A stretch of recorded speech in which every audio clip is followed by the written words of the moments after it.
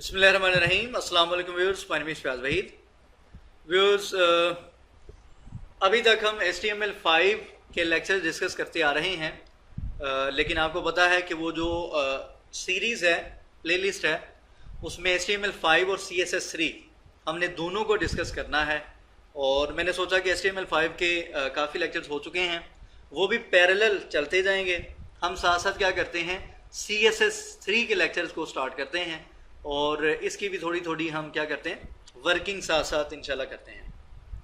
अच्छा, एक चीज़ कि जो पहली मेरी प्लेलिस्ट थी जिसमें CSS को मैंने डिस्कस किया था, वो बेसिकली CSS2 है वो भी CSS, ये भी CSS, लेकिन ये क्या है, इसको हम कह सकते हैं कि ये CSS एडवांस्ड है या CSS3 है।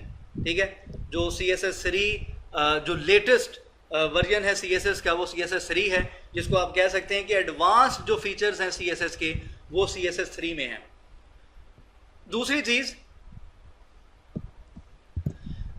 चीज़ मैं ये कहने लगा था कि अक्सर स्टूडेंट्स के मुझे मैसेजेस आते हैं कि सर हम पहले HTML CSS करें या HTML5 CSS3 करें। देखें, HTML CSS और HTML5 CSS दोनों अलग अलग चीज़ें नहीं हैं, बेसिकली दोनों सेम ही हैं। आप HTML स्टार्ट करें, जो मेरे HTML की प्लेलिस्ट है, जो नॉर्मली बेसिकली वो HTML4 है। आप वो HTML के टैग सारे करें प्रैक्टिस, वो करने के बाद आप मूव कर जाते हैं HTML एडवांस की तरफ, जिसको हम नाम दे देते हैं HTML5। मतलब ये है कि आपने स्टार्ट वहीं से करना है और चलते चलते आपने HTML5 के टैग्स को भी प्रैक्टिस करनी है। इसी तरीके से CSS के लेक्चर भी आप पहले देखें, CSS ही आगे एडवांस्ड फॉर्म में CSS3 आपको यहाँ पे मिलेगी। तो बताने का मकसद ये है कि अलग अलग चीज़ें नहीं हैं। ऐसा नहीं है कि आप HTML और CSS ना करें, आप डायरेक्ट HTML5 और CSS3 कर लें, तो HTML में जो बहुत से टैग्स हैं वो मिस हो जाएंगे, वो आपको समझ नहीं आएगी। वो करें, उसके बाद आप एडवांस की तरफ आ जाएं। तो यहाँ पे CSS एडवांस्ड या CSS3 जिसको कहा जाता है, उसकी एक आउटलाइन मैंने यहाँ पे राइट की है। जो मेजर पॉइंट्स हैं या मेजर हेडिंग्स हैं जिनको हम डिस्कस करेंगे, और यहाँ पे इसको मैंने पहले भी रिमूव किया था। तो यहाँ पे हम फिलहाल आज के लेक्चर में 2-4 मिनट जस्ट आउटलाइन को थोड़ा सा डिस्कस कर लें कि हमने CSS3 में किन किन चीज़ों को हमने डिस्कस करना है। तो इंशाल्लाह फिर आने वाले लेक्चर्स में हम इसको प्रैक्टिकली स्टार्ट करेंगे, CSS3 में जो भी जितने भी फीचर्स नए ऐड किए गए। तो यहाँ पे फर्स्ट पॉइंट है इंट्रोडक्शन टू CSS3। हम CSS3 का इंट्रोडक्शन देखेंगे। ये आप कह लें कि आज का लेक्चर जो है ये बेसिकली CSS3 का ओवरव्यू या इंट्रोडक्शन ही है।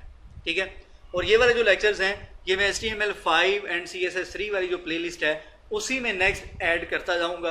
अलग से इसकी प्लेलिस्ट हम नहीं बनाएंगे, उसी में इसको हम ऐड कर देंगे और कुछ हेडिंग्स वगैरह देख लेंगे जो CSS के लेक्चर जो हैं वो डिफ्रेंशिएट होते जाएं। उसके बाद नेक्स्ट पॉइंट है selectors, pseudo classes and pseudo elements. हमने सिलेक्टर्स, वैसे तो जो नॉर्मल CSS हमने लेक्चर देखे थे उसमें सिलेक्टर्स को तो हमने देखे थे। यूनिवर्सल सिलेक्टर होता है, डिसेंडेंट सिलेक्टर होता है, क्लास सिलेक्टर होता है, ID सिलेक्टर होता है एंड सो ऑन। ठीक है, आपको अब मुझे नहीं आइडिया याद है या आप भूल गए हैं, जो प्रैक्टिस कर रहे हैं उनको आइडिया होगा। तो हम यहाँ पे CSS3 में कुछ नए सिलेक्टर्स को डिस्कस करेंगे जो कि पहले हमने डिस्कस नहीं किए थे। इसी तरीके से कुछ नए सूडो क्लासेस हैं या नए सूडो एलिमेंट्स हैं, उनको हम यहाँ पे डिस्कस करेंगे जो कि CSS2 में नहीं थे, जो कि एडवांस्ड CSS में ऐड किए गए हैं। जो कि ये भी जितना भी CSS3 का मटेरियल डिफाइंड किया गया है, ये भी W3C के जो रूल्स हैं या उसके रिकमेंडेशन के मुताबिक ही डिफाइन किया गया। उसके बाद नेक्स्ट है फॉन्ट्स एंड टेक्स्ट इफेक्ट। बहुत सी चीज़ें जो कि वहाँ पे नहीं थी, हम यहाँ पे फॉन्ट्स को और डिफरेंट टेक्स्ट इफेक्ट्स को डिस्कस करेंगे। उसके बाद कलर को डिस्कस करेंगे, ग्रेडियंट्स को डिस्कस करेंगे, बैकग्राउंड इमेजेस को एंड मास्क। ठीक है, ये कुछ नई टर्म्स आपको यहाँ पे नजर आ रही, जैसा कि ग्रेडियंट का कॉन्सेप्ट आपने वहाँ पे नहीं देखा था, मास का कॉन्सेप्ट आपने वहाँ पे नहीं देखा था। उसके बाद है बॉर्डर एंड बॉक्स इफेक्ट्स, इनको डिस्कस करेंगे। ट्रांसफॉर्म्स हैं, ट्रांजिशंस हैं, एनिमेशंस। हम यहाँ पे CSS3 में बहुत सी एनिमेशंस कर सकते हैं बाय यूजिंग CSS3। तो यहाँ पे हम एनिमेशन का पार्ट भी कोशिश करेंगे, जितना अच्छे तरीके से और जितना ज़्यादा हम इसको कवर कर सके, इसको इंशाल्लाह हम कवर करेंगे। उसके बाद है लेआउट, कॉलम्स, फ्लेक्सिबल बॉक्स। अब जिन्होंने बूटस्ट्रैप का जिनको कुछ आइडिया है, यहाँ पे दो कॉन्सेप्ट आपको यहाँ पे नजर आएंगे, कॉलम्स का और लास्ट पे ये एक मीडिया क्यूरीज है। ये बूटस्ट्रैप जिन्होंने उसमें काम किया है या जिनको थोड़ा सा आइडिया है उनको पता होगा। बूटस्ट्रैप में हमने ग्रिड सिस्टम पढ़ा था, ठीक है। वो क्या करता है, वो बेसिकली आपके वेब पेज के कॉलम्स को ही डिफाइन करता है। तो हम यहाँ पे वही वाला कॉन्सेप्ट डिस्कस करेंगे कॉलम्स का, कि किस तरीके से आपका जो वेब पेज है उसको कॉलम्स की फॉर्म में हम कैसे डिवाइड कर सकते हैं। उसके बाद ये वेंडर प्रीफिक्सेस है, एम्बेडिंग मीडिया है, एक्सेसिबिलिटी फीचर्स हैं, फॉर्म्स हैं, मीडिया क्यूरीज हैं।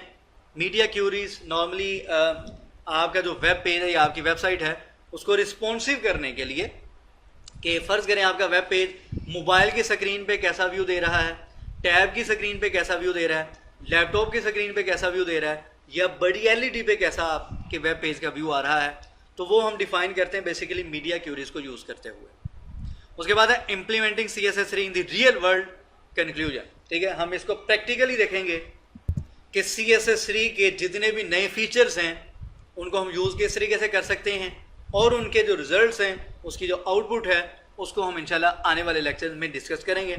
और इसको हम कंक्लूड करेंगे कि जो CSS2 हमने पढ़ी और नेक्स्ट CSS3 आपके सामने है।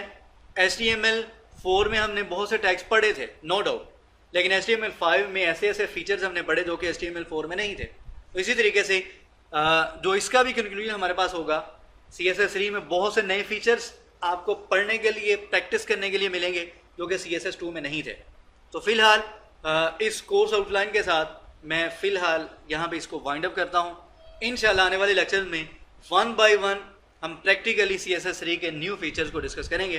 दुआ में याद रखा करें, और चैनल जिन्होंने अभी तक सब्सक्राइब नहीं किया वो सब्सक्राइब करें। अल्लाह हाफ़िज़।